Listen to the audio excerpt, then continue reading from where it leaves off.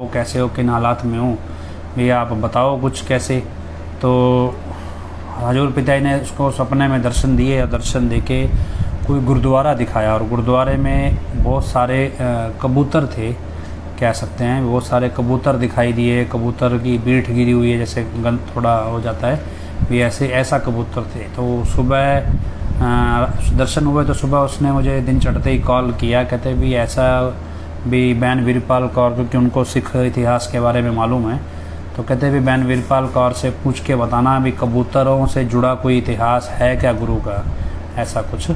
तो उसने कहा भी गुरुद्वारे का उसने कुछ वो बताया व्यू, हालांकि वो कभी गुरुद्वारे गया नहीं था, पर उसने व्यू बताया कुछ इस तरह का गुरुद्वारा है, इधर गैलरी है, इधर ये है। तो उसको नहीं मालूम था इतिहास, तो उसने मुझसे पूछा कि आप बहन वीरपाल कौर से पूछ के बता दें भी क्या उन्हें कोई ऐसा कबूतरों से जुड़ा कोई इतिहास मालूम है गुरुओं का, तो या किसी गुरुद्वारे का। तो जब मैंने पूछा तो उन्होंने बताया भी नौहर के अंदर एक गुरुद्वारा है, नौहर सिरसा के पास नौहर है भी, वहाँ मतलब गुरु गोविंद सिंह जी एक बार गए थे तो उन्होंने मरे हुए कबूतर जिंदा किए थे। उनका कोई किस्सा है वहाँ पे भी, कबूतर थे वो कबूतर मर गए थे तो जैसे, और वो कबूतर बाद में गुरु गोविंद सिंह जी ने जीवित कर दिए थे। तो ऐसा कोई किस्सा है, इसलिए वहाँ पे कबूतर बहुत आते हैं मतलब उस गुरुद्वारे पे, और कबूतरों को मतलब उनका आना शुभ माना जाता है उस गुरुद्वारे में। तो मैंने उस भाई को बताया भी कुछ ऐसा कुछ किस्सा है नौहर के गुरुद्वारे का।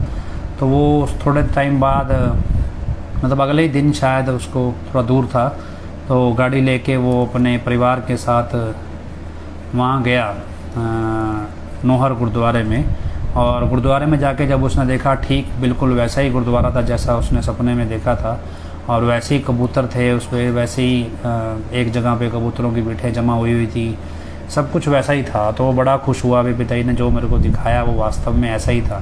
और उसके बाद वो वहाँ गुरुद्वारे गया, वहाँ जाके उसे एक बुज़ुर्ग मिला, और बुज़ुर्ग बड़ा जैसे भक्ति में लीन कह लो, भक्ति था, जो मतलब पूरा एक चित होकर वहाँ पे जो चलता रहता है गुरबाणी का पाठ वो सुन रहा था और बड़ा मन लगा के। तो उसके पास जाके वो बैठ गया और बैठ के वो बातचीत करने लगा और कहता भी कि आप कैसे, कहते बस मैं गुरु का ध्यान कर रहा हूँ ये वो। तो उसने, लड़का था वो तो सिंपल, मेरे से भी कम उम्र का था, उसने जाके उस बाबा जी से कहा क्या जी ऐसा है, जिस ईश्वर को आप याद कर रहे हो वो मुझे लगता है वो ईश्वर यहाँ से होकर गया है अभी कुछ दिनों पहले भी, मुझे उसकी मौजूदगी का यहाँ पे एहसास हो रहा है और भी महसूस हो रहा है बाकायदा। और मैं कभी गुरुद्वारे नहीं आया हूँ, आज पहली बार आया हूँ और मुझे महसूस हो रहा है। तो इतना सुनते ही वो बुज़ुर्ग की आंख से वैराग छूट पड़ा और रोने लगा, मतलब आंसू आने लगे।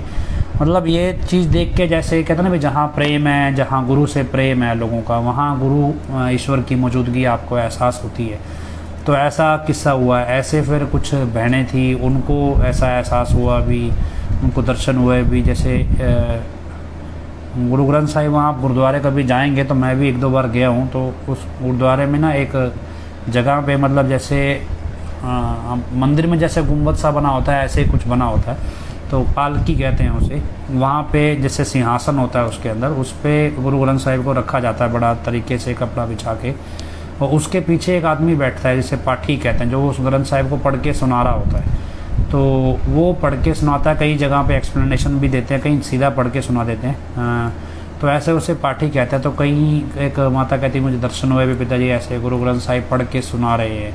मतलब कई लोगों ने, कई ऐसे अलग अलग किस्से हैं, कईयों को दर्शन हुए जैसे गुरुद्वारे में गुरु ग्रंथ साहिब पढ़ के सुना रहे हैं। ऐसी एक और भाई था, वो सिख नहीं था कह सकते हैं भी, कहता भी वो सुमन में बैठा, उसने देखा भी, कहता भी मैं किसी जगह से जा रहा हूँ किसी मंदिर से, तो ऐसे मतलब उसको था भी पिताजी मुझे मिले। तो वो कहता भी मैं किसी मंदिर में गया हुआ हूँ और मंदिर ऐसे देखने गया हुआ हूँ दोस्तों के साथ, और मंदिर देख के जब वहाँ से बाहर निकल रहा हूँ तो पीछे से हजूर पिताजी ने मेरा हाथ पकड़ लिया, और हाथ पकड़ लिया, मैं एकदम से चौंक गया भी किसने हाथ पकड़ा। जब देखा है तो पिताजी हैं।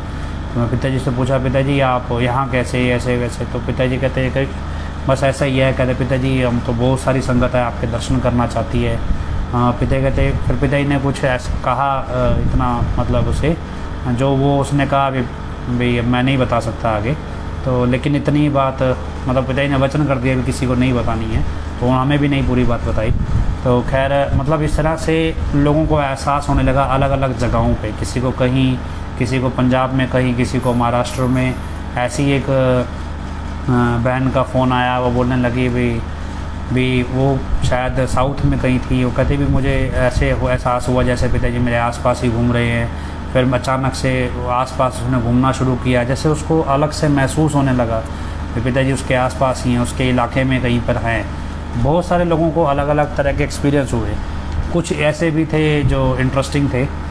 उसके बाद एक ऐसे ही भोला भाला भाई था, उसको किसी ने कहा, उसको पिताजी अक्सर दर्शन देते थे, तो उसको कहा पिता किसी ने कि अभी ऐसा है भी तुम तो सिमरन करके सोया करो, क्या पता पिताजी दर्शन दे के बता ही दें भी हम कहाँ पे हैं। तो वो सीधा साधा आदमी था, वो सिमरन करके सो गया, और सो गया तो उसमें हजूर मतलब उसने क्या देखा, अभी उसको दर्शन दिए हजूर पिताजी ने। लेकिन 1 मिनट बाद ही वहाँ पे हनीप्रीत आ गई। तो हनीप्रीत आ गई तो वो चौंक गया कि अभी ये तो यूपी वाला बाबा, ये गुरु हजूर पिताजी तो नहीं है। और वो वहाँ से जब जाने लगा तो कहते दोनों ने मिल के, हनीप्रीत और यूपी वाले बाबा ने मिल के मुझे पकड़ लिया, ऐसे मेरे बाल पकड़ लिए, मुझे पकड़ लिया, अभी तू ऐसे भी हमारे खिलाफ़ प्रचार करता है, तेरे को हम जाने नहीं देंगे, तेरे को छोड़ेंगे नहीं। जब ऐसा कुछ हुआ तो वो कहता जी मैंने लगाया नारा, और नारा लगाते ही वो दोनों भाग गए, और फिर मेरी जाग खुल गई। तो ऐसे किस्से हैं, आप यकीन करिए ना करिए, लेकिन जो लोगों के हैं इंटरेस्टिंग है, आपको सुनने चाहिए। और एक किस्सा और सुनाते हैं। एक कोई था भाई, वो उसको कहने लगे भी जा भी 5 साल सेवा करी है तो दाँत ले आओ। वो कहता यार दाँत तो नहीं लेकर आनी भी, वो कहता भी नहीं ले आओ, पर बोला नहीं लानी यार, अभी कौन जाए दाँत लेने। तो ऐसे वो किसी भाई के सामने बात करने लगा, पहले भी मैं तो दाँत लेके नहीं आऊँगा। हालांकि वो हमारे साथ कोई इतना जुड़ा हुआ नहीं था, और कोई ऐसे हमारी उतनी बातचीत नहीं होती थी, हमारा प्रोग्राम नहीं सुनता था, लेकिन दूसरा सुनता। तो उसने कहा भी तो दाँत लेने नहीं गया ऐसे चिढ़ाने के लिए। वो कहता नहीं मैं क्यों जाऊँ, नकली बाबा है, क्या दाँत लेनी है वहाँ जाके। वो बोला ये तो बड़ी अजीब बात है भी, ऐसा क्या हुआ भी, तुझे तो तुम्हारे साथ है भी नहीं। तो कहते नहीं मेरे को तो पिताजी ने दर्शन दे के बता दिया। तो क्या बताया, तो कहते भी पिताजी ने, हजूर पिताजी ने दर्शन दिए, संगत लगी हुई है, सत्संग लगा हुआ है, स्टेज पे विराजमान है और मैं सामने बैठा हूँ, और हजूर पिताजी मेरी तरफ एक टक देख रहे हैं, और मुझे ऐसा लग रहा है भी जैसे आज मेरी क्लास लगेगी और मेरे बारे में पिताजी सबको बता देंगे मैं क्या क्या गलत काम करता हूँ। मैं तो डरा हुआ हूँ, बैठा हूँ। जैसे ही मैं निगाह ऊपर करता हूँ देखता हूँ पिताजी मेरी तरफ ही देख रहे हैं। एक बार हुआ, 2 बार हुआ, क्या तीसरी बार जब मैंने निगाह उठाई तो हजूर पिताजी क्या उतर के मेरे पास ही आके खड़े हो गए। क्या मैं बुरी तरह डर गया। फिर कहते हैं मेरे को मुस्कुरा के कहने लगे भी ये यूपी वाला ड्रामा फिर कैसा लगा। तो अब जब जैसे ऐसे कहा तो वो कहने लगा पिताजी ये तो सही में ड्रामा ही था भी, बड़ा अजीब ड्रामा था भी। तो फिर कहते भी जो उस टाइम वो यूपी वाले बाबा ने कोई डांस थोड़ा बहुत स्टेप से करके दिखाए होंगे, कोई गाना गाते हुए, भजन गाते हुए। तो कहते भी हजूर पिताजी नकल करने लगे। कहते यूपी वाला बाबा ऐसे ही डांस करता था ना, ऐसे ऐसे स्टाइल मारता था, ऐसे ही करता था। तो वो हंसने लगा, क्या हाँ जी पिताजी करता तो ऐसे ही था, पर मतलब अजीब ही गदर मचाया है। तो हजूर पिताजी मुस्कुराने लगे, मुस्कुरा के कहते फिर आलोप हो गए।